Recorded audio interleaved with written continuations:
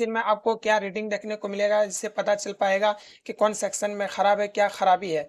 और कंप्यूटर से आप किस तरह पता करेंगे कि आपका सीपीयू ओके है कि नहीं है। इन पावर आईसी जब अपना इनपुट वोल्टेज जब लेता है वीपीएस पावर लाइन, तो बक वोल्टेज बनाना शुरू करता है और यहाँ पर आपको बक वोल्टेज चेक करना होगा पीएल 501। हमारा एलडीओ लाइन का यहाँ पर हर एक लाइन है, इन सारे लाइनों को एक एक करके चेक करना होगा आपको, तब जाके आपके मोबाइल में जो शॉर्टिंग है या फिर आपका जो पावर आईसी के पास जो बक कॉइल है फ्लक्चुएट अगर हो रहा है, तो फिर इन सारे लाइनों को एक करके चेक करेंगे, तब जाके वो प्रॉब्लम सॉल्व हो पाए। बक जो VS2 के लिए ये लाइन जो जाता है, यहाँ VSYS से इन होता है और पावर आईसी से एक लाइन इन होता है, और यहाँ पर VS2 के लिए 1.4 वोल्ट की लाइन जाता है, जिसे चेक करना। हेलो दोस्तों, उम्मीद करता हूँ कि आप लोग खैर आफियत से होंगे।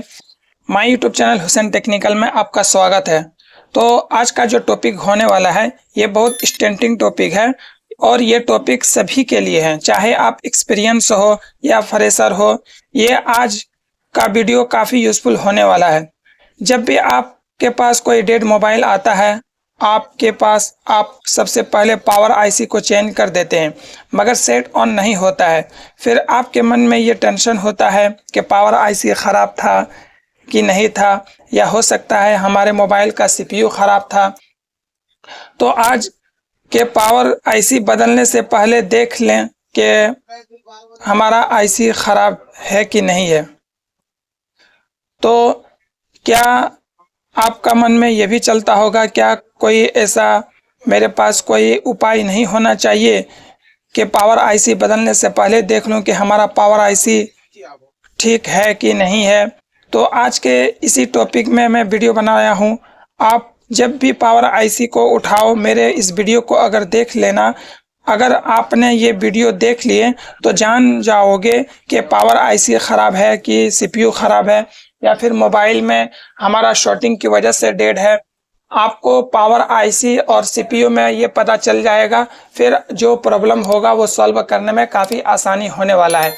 तो मैं ये जो हमारा आज का ये वीडियो जो बना रहा हूँ, ये काफ़ी इम्पोर्टेंट होने वाला है। और मैं ये जो हमारा डेड मोबाइल है, इसका जितना हो सके आज मैं बनाऊंगा, उसके बाद इसका पार्ट 2 पार्ट 3 भी आ सकता है। तो आप लोगों से रिक्वेस्ट है कि वीडियो को पूरा ज़रूर देखना। और मेरी वीडियो शुरू करने से पहले मेरी आपसे एक रिक्वेस्ट है कि अगर आपने मेरे चैनल को सब्सक्राइब नहीं किया तो चैनल को सब्सक्राइब करके नोटिफिकेशन को ऑन कर लीजिए, आपकी बड़ी मेहरबानी होगी। तो सबसे पहले हमने यहाँ पर एक बोर्ड लिया हुआ है जो MT6357 CRB लगा हुआ है। इसमें हमें जो चेक करना होगा, यहाँ पर सबसे पहले स्टेप में अगर आपके पास कोई डेड मोबाइल आए, तो यहाँ पर जो बैटरी कनेक्टर है, बैटरी कनेक्टर पे आपको मल्टीमीटर को डायोड मोड पे सेट करना है। और फिर यहाँ पर जब हम लोग चेक करेंगे कि शॉर्टिंग है कि नहीं, तो माइनस को माइनस और प्लस को प्लस में रखेंगे, तो वहाँ पर 1000 प्लस हमें रीडिंग देखने को मिलेगा। अगर 1000 प्लस यहाँ पर रीडिंग मिल जाए तो आपका एक तरफ से शॉर्टिंग ठीक है, और अगर 1000 से यानी कम आया तो फिर आपका मोबाइल में फुल शॉट है। और जब रिवर्स करके लगाएंगे, प्रॉप को अलग उल्टा करके लगाएंगे, माइनस को प्लस में और प्लस को माइनस में, तो वहाँ पर आपको जो रीडिंग देखने को मिलेगा वहाँ पर 300 से 600 के बीच में आना चाहिए, तब जाके आपका लाइन ओके है। अगर वहाँ पर रीडिंग कम बेसी हो गया, या फिर फ्लक्चुएट भी बार बार हो रहा है, या बीप की आवाज़ आ गया, तो आपके मोबाइल में शॉर्टिंग है।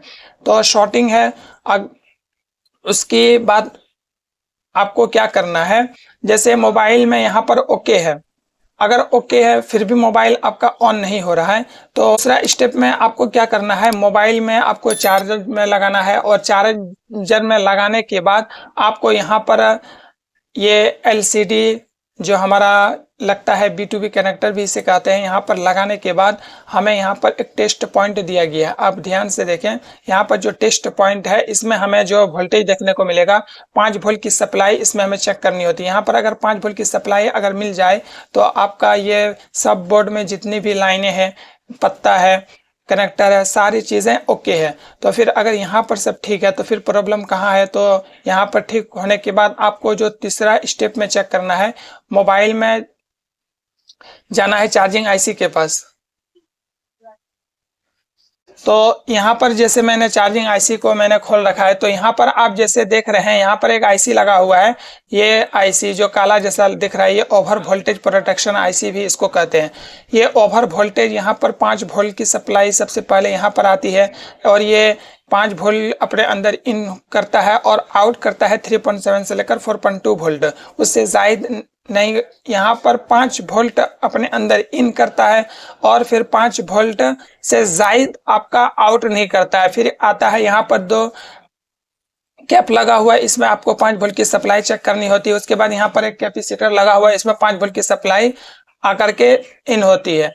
उसके बाद ये आउट करता है 5 वोल्ट की सप्लाई और आपका चार्जिंग आईसी में इनपुट होता है। चार्जिंग आईसी में इनपुट होने के बाद आपका सबसे पहले एक लाइन बनाता है जो हमारा विवेट लाइन होता है, जो कि हमारा इस कैपेसिटर पे देखने को मिलेगा।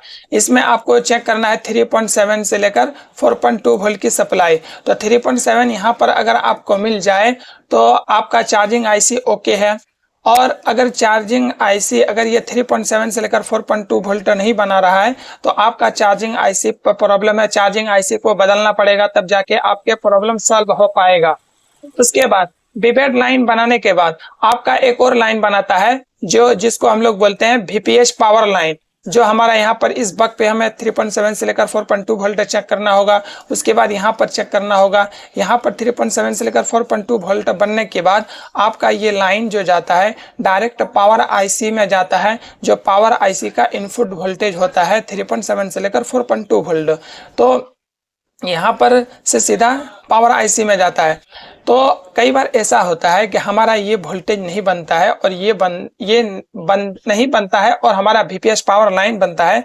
तो यहाँ से यहाँ तक हम लोग एक जम्पर लगाने से भी हमारे मोबाइल में जो प्रॉब्लम है वो सॉल्व हो जाता है।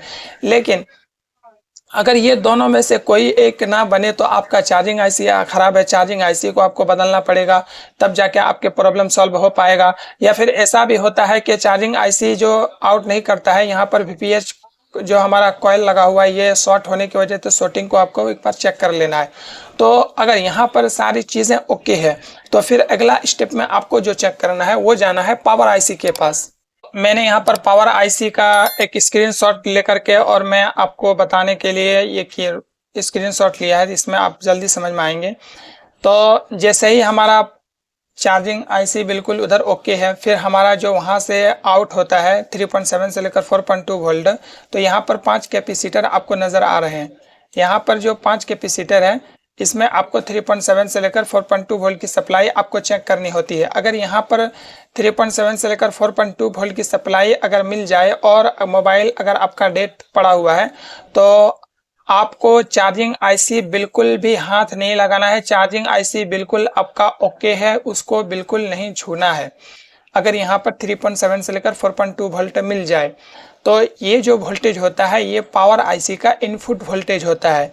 पावर आईसी का इनपुट वोल्टेज मिलने के बाद पावर आईसी जो वोल्टेज बनाता है वो डायरेक्ट यहाँ से एक वोल्टेज बनाता है जो कि आपका इस बक में बनता है VS1 का, ये बक वोल्टेज होता है।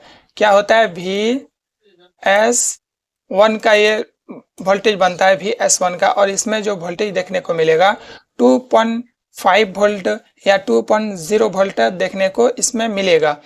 यहाँ पर आपका जैसे ही बक वोल्टेज इसमें बनाता है आपको यहाँ पर 3 और बक वोल्टेज और एक 4 बक वोल्टेज आपको नजर आएंगे। तो ये जो बक है ये है V प्रॉक का बक है, और ये है V मॉडम का, और ये है V कोर का, या फिर ये V कोर का है, ये V मॉडम का है। मैं इसको अभी आपको स्मेटिक के जरिए भी उसमें दिखाऊंगा कि हमारा बक है ये कितना वोल्टेज जिसमें मिलेगा। और ये जो हमारा है ये VPA का वोल्टेज है, और ये जो बनता है ये बनता है आपका जब मोबाइल में सिम लगाते हैं उस वक्त। तो जहाँ पर ये VS1 का वोल्टेज बन गया आपको यहाँ पर 0.8 आपको नजर आएंगे। इसमें 0.8 आपको इसमें देखना है, इसमें भी आपको 0.8 देखने को मिलेगा और इसमें भी आपको ज़्यादातर 0.8 देखने को मिलेगा। ये सब जो वोल्टेज है ये कई बार ऐसा होता है कि 1 पॉइंट तक बनता है, लेकिन सबसे ज़्यादा 0.8 ही आपको नज़र आएंगे।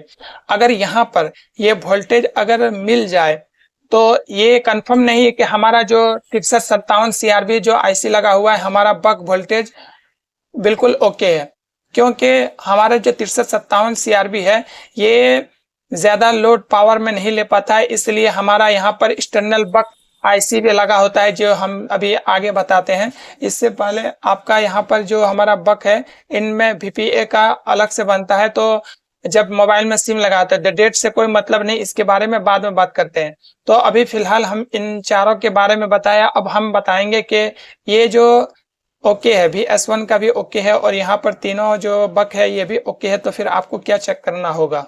यहाँ पर चेक करने के बाद हमारा ये VS1 का और यहाँ पर जब हम लोग पांचों के चेक कर लेंगे उसके बाद हमारा एक वोल्टेज आता है यहाँ पर जिसको हम लोग बोलते हैं एक्सटर्नल बक कन्वर्टर IC, जिसका चेक करना आपके लिए बहुत ज़्यादा ज़रूरी है। अगर यहाँ पर ये ख़राब हो जाएगा तो आपका मोबाइल में डेड का कंडीशन बना हुआ रहेगा।